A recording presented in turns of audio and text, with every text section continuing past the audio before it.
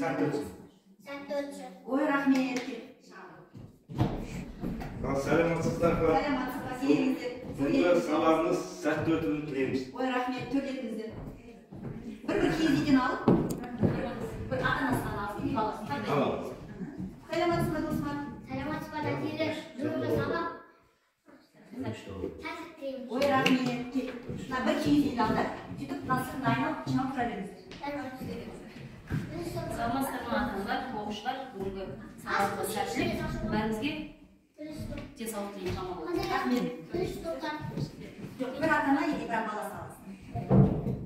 Сәлеметсің ба, Амина? Сәлеметсіздер ма? Бүгінгі сабаққа сәтті тілеймін. Рахмет. Келдік. Сәлеметсіздер ма ата-аналар, оқушылар, сіздерге барлықтарыңызға сәттілік тілеймін. Рахмет. Келдіңіздер. Отырайық. Сәлеметсің ба, Самса? Бүгінгі ашық сабақ сәтті тілеймін. Рахмет. Бүгінгі күнде жақсы көңіл күй тілеймін. Ой, рахмет. Келіп төлетіңіздер. Сәлеметсіздер ма? Ата-аналар қолдау педагогикалық сәттілік тілеймін. Шығармашылық табыс. Bir kiyizden alıp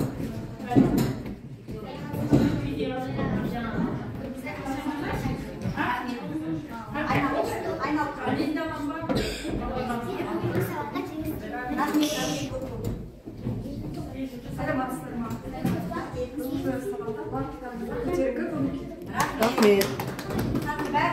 koyam. Aynalıp жүреміз бәріміз. Содан кейін бір-бірімізге музыка тоқтаған кезде бір-бірімізге қараймыздар, көзімізбен амандасамыз. Содан кейін қайтадан музыка болады, қайтадан айналып жүреміз да бір-бірімізге иіліп сәлемдесеміз.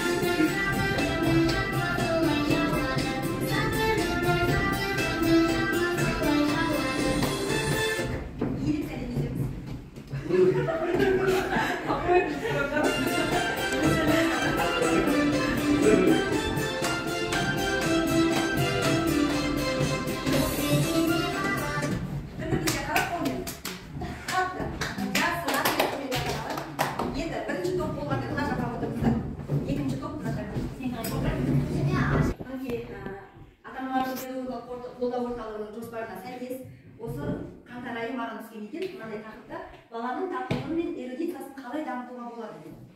Тапқырлығы дегеніміз енді өздеріңіз түсініп отырған шығарсыздар, иә? Баланың тапқырлығы, логикасын қалай дамытуға болады және эрудициясын дамыту дейді. Эрудиция дегеніміз не? Яғни баланың жан-жақты әрі терең тапқырлығы мен білімділігі дейді. Мінекей, соны біз қалай дамытуымыз керек? Абай атамыз айтпақшы, адам өз заманының перзенті дейді. Егер сол заманның баласы жаман болса, демек соның замандастары жаман. Яғни біз, үлкендер, сіздер, ата-аналар және біз ұстаздар, осы біздің балаларымыздың болашақта білімді, тәрбиелі, тәртіпті, өнегелі болып өсу үшін оған жауапты кім? Біз. Сондықтан біз өзімізді, жауапкершілігімізді сезініп, білмегенімізді білу үшін еңбек етіп, оқып, біздің өзіміздің болашағымыздың, болашақ ұрпақтарымыздың жарқын болашағы болу үшін біз еңбек етуіміз керек аямай. Сондықтан бұған қалай дамыту керек болғанда бізде өздеріңіз біліп отырған шығарсыздар, біз тек не арқылы дамытамыз, бастауыш балалардың әсіресе ойын арқылы, иә. Сондықтан бүгінгі біздің тақырыбымыз осы екен. Ойын арқылы балалардың эрудициясын дамыту. Енді ол үшін алдымен мен қазір сіздерге сұрақ қоямын. Сол сұрақтарға жауап беретін кезде, егер сіздер сол мен оқыған сұраққа келіссеңіздер, қызыл асықты жинайсыздар өздеріңізге. Егер де анда-санда сирек деп ойласаңыздар, сарыны жинайсыздар. А егер мүлдем ондай жерде болған емес, болмайды десеңіздер, жасыл асықты жинайсыздар. Менен сіздерге қазір сұрақ қоямын ата-аналарға. Күнде кешке мен балалармен ойнауға уақыт бөлемін. Күніге кешке балалармен ойнауға мен уақыт бөлемін. Ата-анаға. Мен бала кездегі ойындарымды айтамын. Ойыншық сынса, оны баламен бірге жөндеймін. Ойыншығы сынып қалса баламын. Сонымен бірге отырып жөндеймін. Анда-санда мәселе қойып деймін. Балаға ойыншық сатып әкелемін. Ойнаудың әртүрлі нұсқалары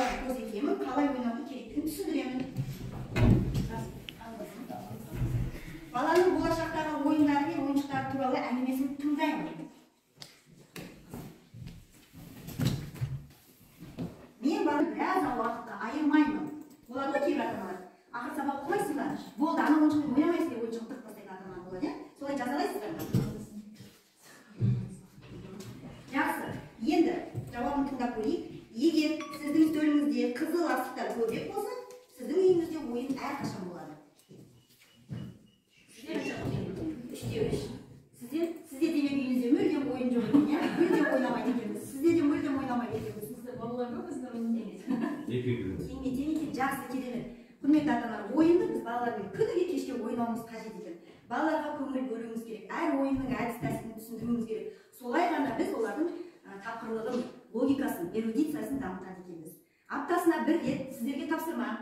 Балаларыңызға жаңа ойыншық сатып алып беріп, соны ойнатып отырасыздар. Міндетті түрде ол сіздерге тапсырма. Ол жаңа болу керек.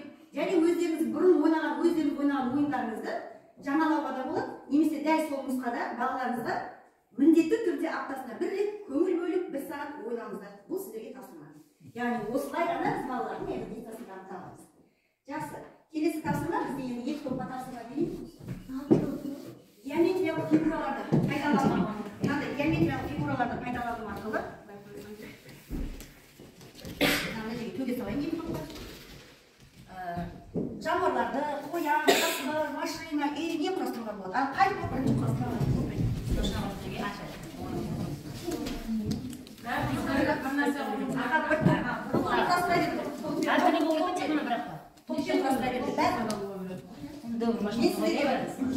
Үлгі ретінде бір көрсетіп қояйын, не міне қараңыздар. Бір көрсетпей, былай құрастыруға болады екен.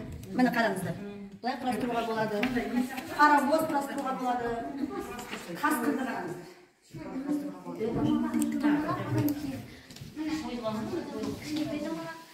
Өздеріңіз ойлап,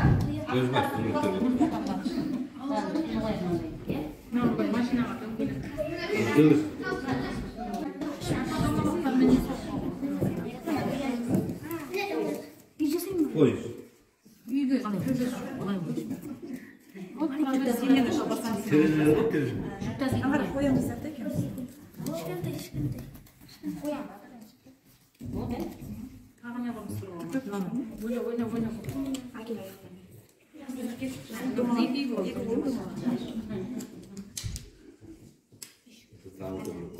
Мынада көріп тұр, барлығы бірге жұмыс жасап жатыр, иә? Мына топта да керемет жеке-жеке жасап жатыр. Яғни ол мен 2 топқа бөліп қойдым, бірақ енді сіздерге бірден айтып қойайын.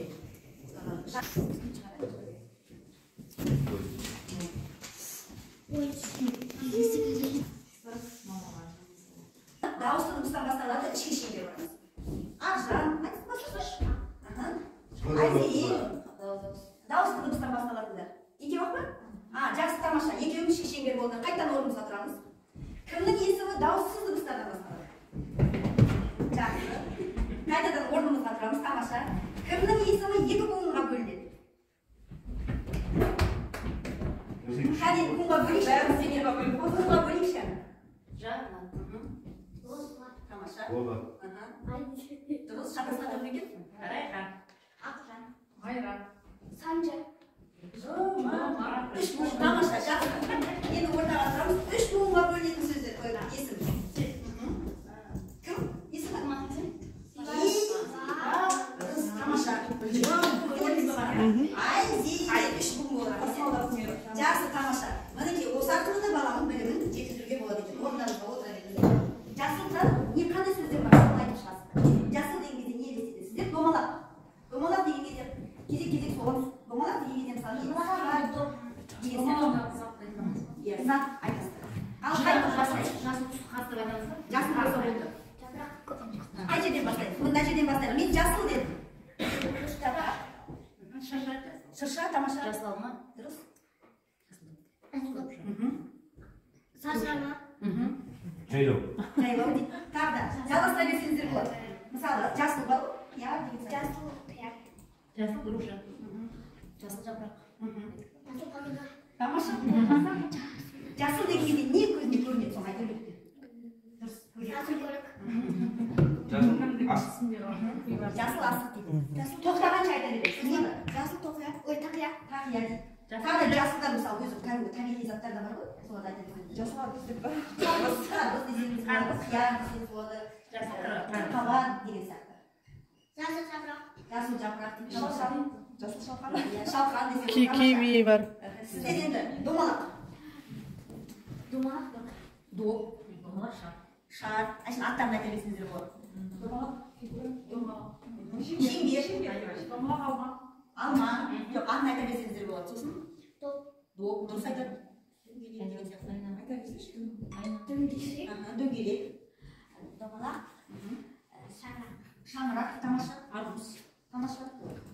Арбуз. Шар. Дөңгелек бар. Машинаның дөңгелегі бар, иә? Сосын не бар? Қорыс домалақ. Лимон. Жер шары деп. Иә, соғыз десе болады. Жақсы. Тамаша шапалағын қойып. Осылайынан ойнатып меморизек болады деген, жақсы. Енді қазір әр топтан бірінші топ қана шықсын. Бірінші топ кішкене сіздерге сет көрсетіп жасап жегейік. Бірінші топ. Бірінші топ былай. Қатар тұрыңыздар. Бір нақта бір тұрыңыздар. Бір қатарға. Бұныңнан найы жоқ деген. Мен жоқ деген кезде жоққа секіресіздер, иә деген кездеияға секіресіздер. Түсінді ма? Ал сөйтіп Бәріміз бірге ма? бірге секіресіздер. Мен иә десем мына жаққа бірге секіресіздер, жоқ десем мына жаққа секіресіздер. Ал иә. Иә. Жоқ, жылдам тұр. Иә. Жоқ. Мен жоқ дедім, сіздерияға секіресіздер. Сіздер қалың. Жарайды, өздеріңіздің сәті болсын. Жоқ. Ана басқа. Басқа берді. Басқа. Жоқ. Иә. Жоқ. Жоқ. Осыған шығасың ойында. Иә. Жоқ. Иә. Иә. Қайтадан айқайлап бересіз ба? Жоқ. Дейсіз. Жоқ. Иә. Жоқ. Иә. Жоқ. Иә. Болды. Иә дейді бәрі қайтадан. Иә. Дейсіз. Иә. Жоқ, бір атаға тұрыңыз ба? Жоқ. Иә. Жоқ. Иә. Жоқ. Жоқ. Иә. Жоқ. Иә. Жоқ. Жоқ. Иә. Жоқ. Иә. Жоқ.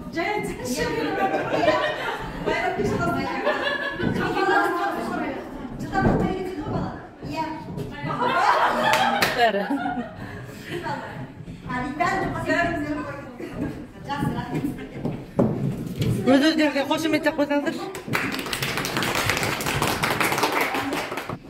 Екеуі не төрт бал. Тағы да. Кезек-кезек. Айға. Тағы да. Тағы да қорқыныштар. Шағады. Ем. Жақсы. Тамаша.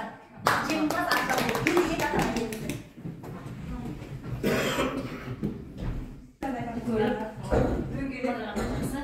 Радиатор торымыз қасты. Тамаша. Осы жерден аламыз да, тезде жауабын айтамыз да, ана қазандыққа сен барғаннан кейін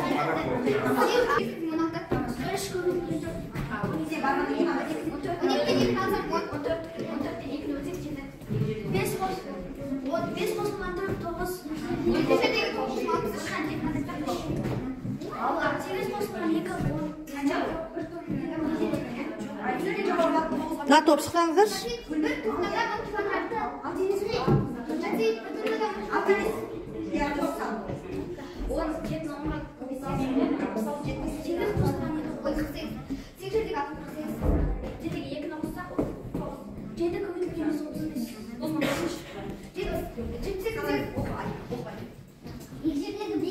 тамаша салып қазандыққа салып. Келесін айт.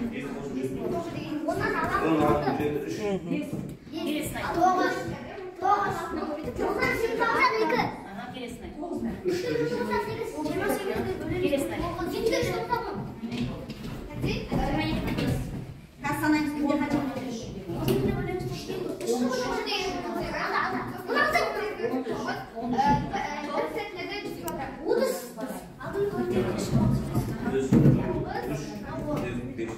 Бара айта бер айта. Дауыстап айт. Қанша? 15 бөлүү. Айта қой. ішіндегі оның 30. Молодец. Жетедегі 35.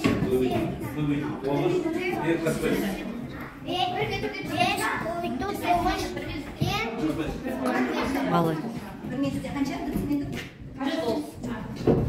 Айта қой, айта қой. Жетедегі 49. Сала ғана.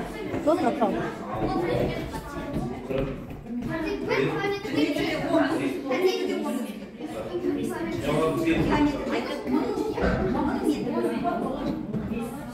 Айта айта. Сала.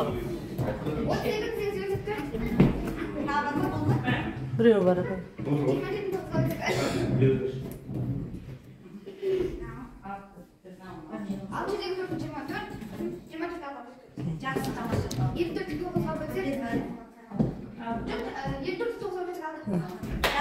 Арғы топ бірінші бітті негізі. Қазір енді біз қаланы білейік. Қай топтан қанша ешке жинап едік? Көп барымыз.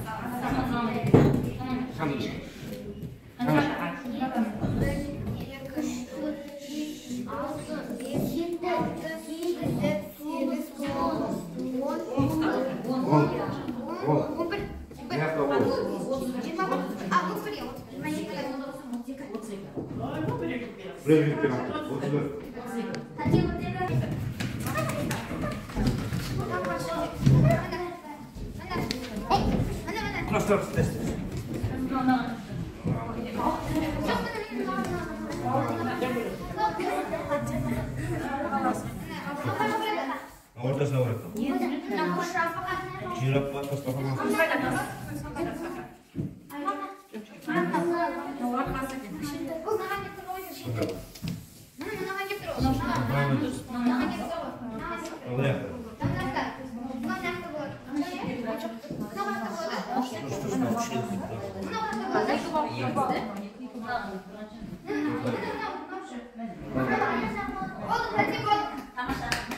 Бірінші топ болдық.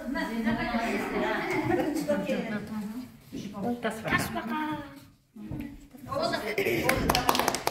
Қандай әдемі сөйлесті. Ұнады ма? Олар болса тағы тастып көреміз бе? Ал тағы да тастып көрейік.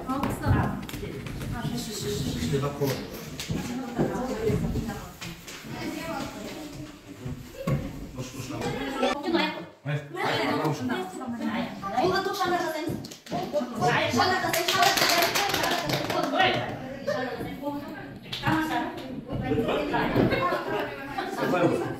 Біздің миымыздың екі жақ бөлігі бар, иә? Оң жақ және сол жақ бөлігі. Оң жақ бөлігімен біз не істейміз?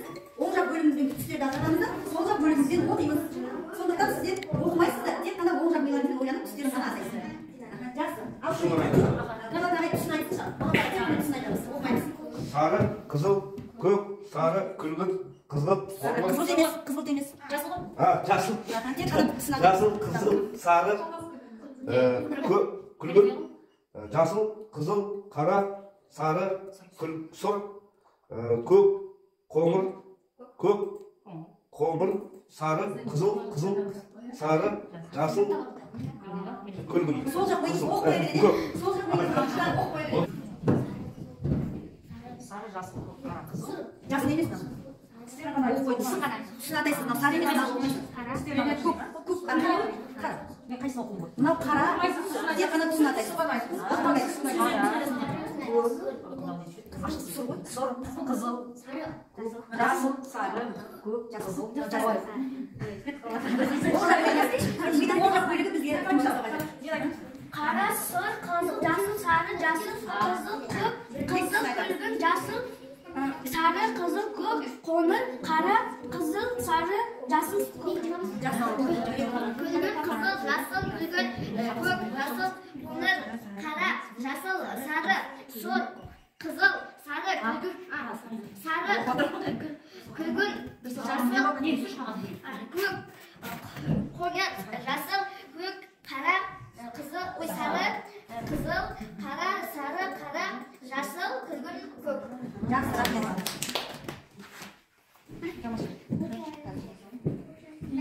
Мына бізде Ана қолдарыңыз. ана. онда тұрда айтсаң қандай болады екен? Артта. Өзіңе қарай тартасың. Вот. Теңдігі ол, онда. Дауысты дыбыстарды ата. Дауысты дыбыстар. Бір-екі үшін атайсың. Жақсы. Тамаша. Бейбарыстан ашылды, иә? Мен бейбарыс деп, мына өзіңе қарай тарт. Өзіңе қарай арқаны тартып ал. Тарт. Не қашан тарт, өзіңе қарай тарт. Енді бейбарыс, өзіңе тартып ал. Алсын, бастырамыз. Қанша болды? 4 аш. О, қандай дыбыс? Дауысты ма, даусыз ба? Дауысты. Дауыссыз дейді. Енді біз қате жауап бердік, сол шынан татамай қалады екенбіз. Түсіндің ме? Мына жақта қалып қояды екен. Енді сен істе. Орындаймыз. 8 дейді. Н қандай дыбыс? Дауыссыз. Дұрыс. Өзің бірден жауап береміз, иә? Мұны өзіңде қалып қояды. Бейбарыс лақтыр. 2. Аш 2-ні. 2 қайда? 3 қосу 5 дейді. Бейбарыс. 3. Қосу 5. 3 қосу 5. Кейін 8. Қолдарыңыз қанша ше? Сендер жауап бермеңдер. 8 деді. Жақсы. Дұрыс. Тартма. Өзіңе тартпашы. Тамаша, енді сен. Тамам, бәріне жазылғаннан кейін. Келесі бәлем. 7. Оқы. Оқи аласыз ба?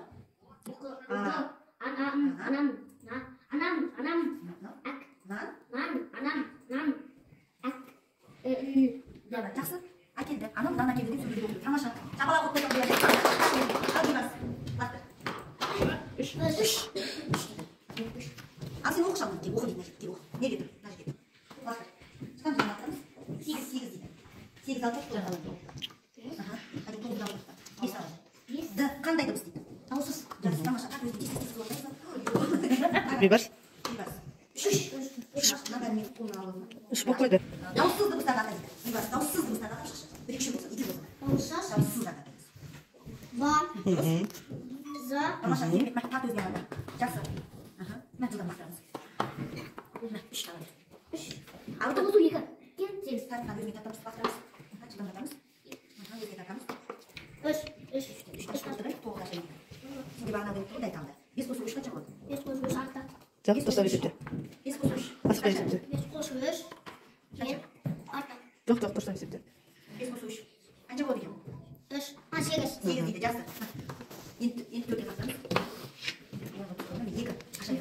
Одан кейін азайтамыз. Одан кейін азайтамыз. 3. Тарт өзіне тартамыз. Ал бастырамыз. Дауысты дыбыстар нешеге, ой, дыбыстар нешеге бөлінеді екенбіз? Дыбыстарымыз. Нешеге бөлінеді? 2. Дұрыс. Екіге бөлінеді. Дауысты дауыссыз дыбыстар. Тамашаны өзіңе тартамыз арқанды. Почти. Жақсы, ары қарата.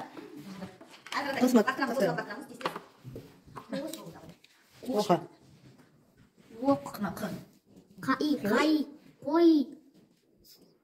С. У. Қойсу. Іш. Тамаша. Арқанды өзіңе тартамыз. Қойсу ішті. Тамаша. Арқанды өзіңе тартамыз. Бейбарыс тартады. Ақтырамыз. 8 дейді. Мемлекеттік рәміздерді аташ.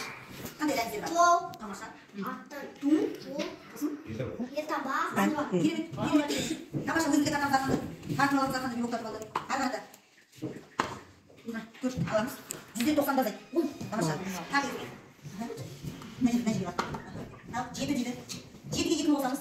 7-ге 2 қосамыз 8. Жоқ, дұрыстап есепте. 7-ге 7-ге 2 тартаймыз. Тамаша. Енді соңғы біреу қалды. Мына өзіңе тарт. Бейбарыс. 3 қосу 6 дейді. 3 қосу 6. Тең. 6 қосу 3. Тамаша. Өзіңе тартып аламыз. Ал енді сен соңғы сұрағына жауап бер. Ал біздің арманы айтып қойып қойып. Жоқ, 8 қосу 2. 8 қосу 2 дейді. 8 қосу 2. Тең. 10. 11 емес не болады? Тамаша. Тартып ал. Ал жеңімпаз кім болды деп ойлайсыздар? Жақсы балалар. Сонда үйде балаларыңызбен көп ойын ойнауға тырысыңыздар. Кез келген сұрағына жауап беруге тырысыңыздар. Біз анау сұрақ қойсақ қойшы дейміз ғой, жауап беруге келмейміз ғой. Жауап беру керек. Әрбір сөзіне жауап беру керек. Мінекей бүгінгі сіздерге өте керемет болсыздар. Сіздерді өте қатты жақсы көремін. Келгендеріңізге көп алғысымды айтамын. Сіздер өте қатты болсыздар.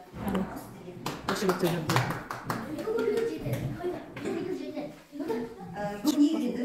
Бүгінгі сабақшылардың бүгінгі шығып кейін қандай болды? Басқалар көмегі жейді ме? Өзімді қалай сезінемін?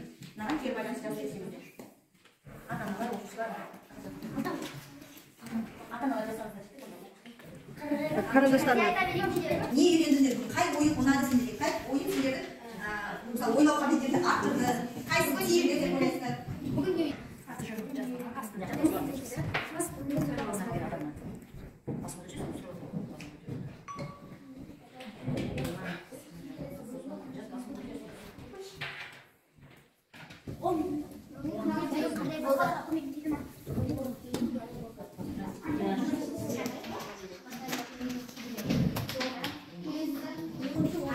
지금